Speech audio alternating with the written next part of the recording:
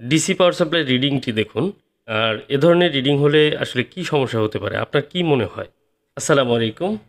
আজকে একেবারে ছোট্ট একটি ভিডিও নিয়ে আসলাম। আর এই ভিডিওতে গুরুত্বপূর্ণ একটি প্রশ্ন থাকবে। আপনারা অনেকেই আমি জানি যে টেকনিশিয়ান ভাইরা রয়েছেন আমার এই ইউটিউব চ্যানেলে। তো এখানে আমরা বিভিন্ন সময় কিন্তু বিভিন্ন ধরনের ফোন পেয়ে থাকি।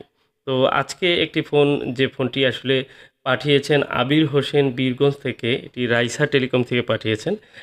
উনি সম্ভবত এই ফোনটি কোথাও সিপিইউ রিবোলিংয়ের জন্য দিয়েছিলেন। সিপিইউ রিবোলিং করে ফোনটি অন হয়নি, যে কারণে পরবর্তীতে আমার কাছে পাঠিয়েছেন।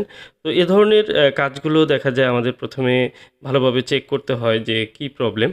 আর একটি ডেড ফোনের ক্ষেত্রে আমরা কিন্তু ডায়াগনোসিস করার সময় সর্বপ্রথম যেটি করি সেটি হচ্ছে ডিসি পাওয়ার সাপ্লাইয়ের মাধ্যমে কিন্তু রিডিং চেক করি, এবং কি চার্জিংয়ে আমরা কিন্তু আই চার্জারের মাধ্যমে একটি রিডিং চেক করি। তো এই ডিসি পাওয়ার সাপ্লাই রিডিং যদি হাই রিডিং হয় এবং কি লো রিডিং হয়, তাহলে আমরা কি ধরনের সমস্যা মনে করতে পারি, এবং ফোনটির হিস্টোরি থাকে, সে ধরনের হিস্টোরিগুলোও কিন্তু গুরুত্বপূর্ণ ভূমিকা পালন করে। তো আজকের এই ফোনটির যে বিষয়টি আপনাদের একদম বললাম, তো এই ফোনটির ক্ষেত্রে সাধারণত যদি সিপিইউ র্যাম রিবোলিং করার পর এই ধরনের ডিসি পাওয়ার সাপ্লাই রিডিং থাকে, তাহলে আমরা পরবর্তীতে কি করতে পারি? এটি হচ্ছে আমার প্রশ্ন। আপনারা যারা অনেকেই এই চ্যানেলে রয়েছেন, যারা টেকনিশিয়ান, আমি জানি আপনারা এই বিষয়ে অবশ্যই মতামত দিবেন, কমেন্ট করবেন আপনার যে মতামতটি।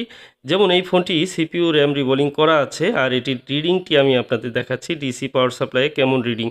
পাওয়ারে প্রেস করা মাত্রই এই ফোনটিতে ডিসি পাওয়ার সাপ্লাইয়ে এরকম রিডিং আসে।